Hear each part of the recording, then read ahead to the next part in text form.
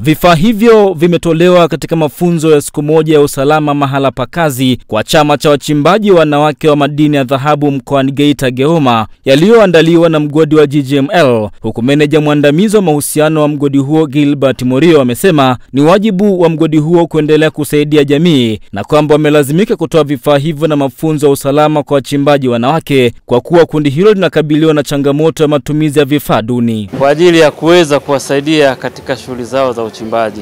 Nafikiri ni muhimu sana kwenye hizi shughuli za uchimbaji kwa sababu zinahusisha miamba na kadhalika.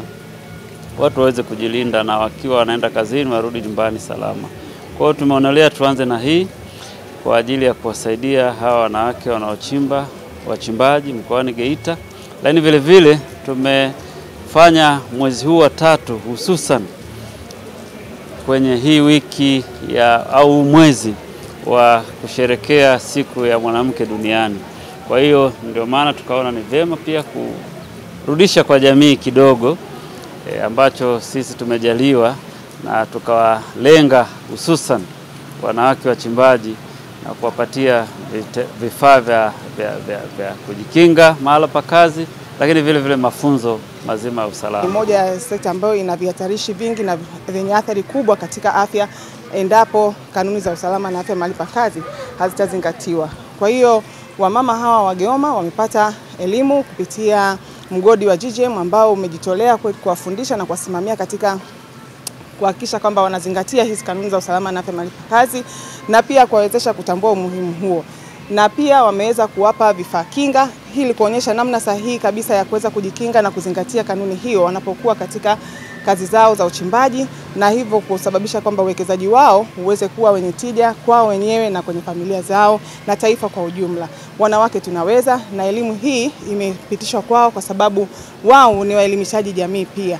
Kwa hiyo tunawashauri waweze kuzingatia sheria na kanuni za usalama na afya mahali pa kazi ili kwamba waweze kufanya kazi katika mazingira salama na waweze kuwa na afya njema, na sio kwamba wafanye kazi ambazo zitaweza kusababishia ulemavu pamoja na vifo na athari nyingine za kiafya na kusababisha uwekezaji wao kukosa tija. Meneja wa usalama na mazingira wa GGML Dr. Kiva Mvungi amesema mbali na mgodi huo kuendelea kusaidia jamii katika nyanja mbalimbali, umetenga kiasi cha milioni 270 kwa ajili ya kuyasaidia makundi ya wachimbaji na wavuvi kupambana na magonjwa kifua kikuu na HIV. Kama alivyosema mwenzangu wa mahusiano Gilbert, ni kwamba GGM iko tayari kuwa pamoja na nyinyi kwa kila hali ambayo inawezekana.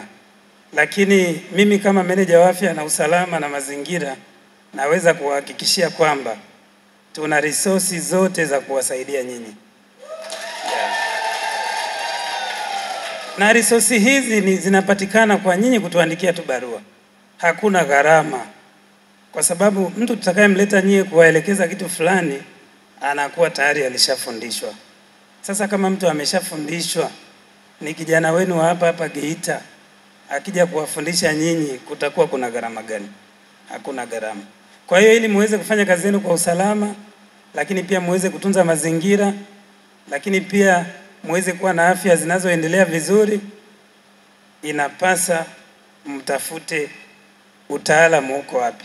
Utaalamu mkubwa mnaweza mkaupata kutoka kwenye taasisi za serikali kama ofisi ya madini, lakini pia mnaweza kupata kwetu kama mdau wa mambo ya uchimbaji.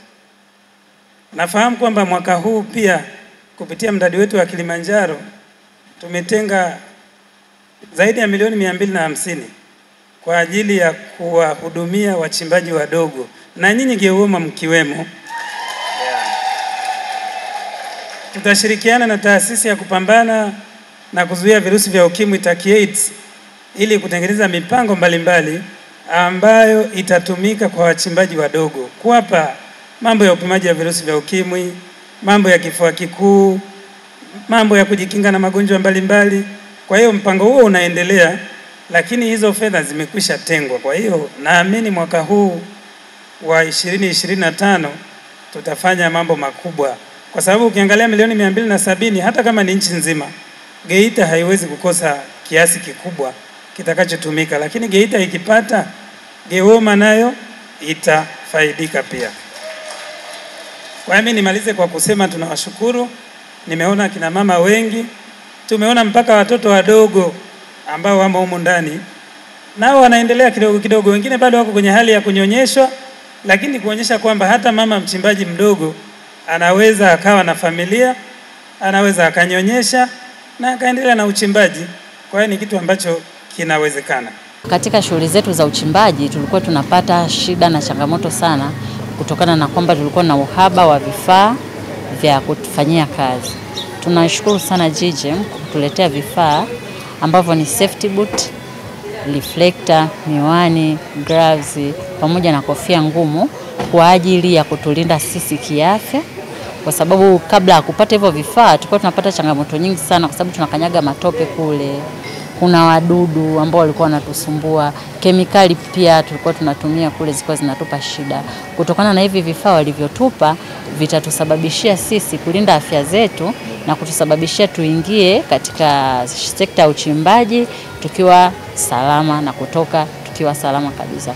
Napenda kutoa shukrani zetu za dhati kwa GGM kwa ajili ya kutoa hivyo vifaa kwa ajili ya sisi kufanyia kazi katika sehemu zetu za uchimbaji.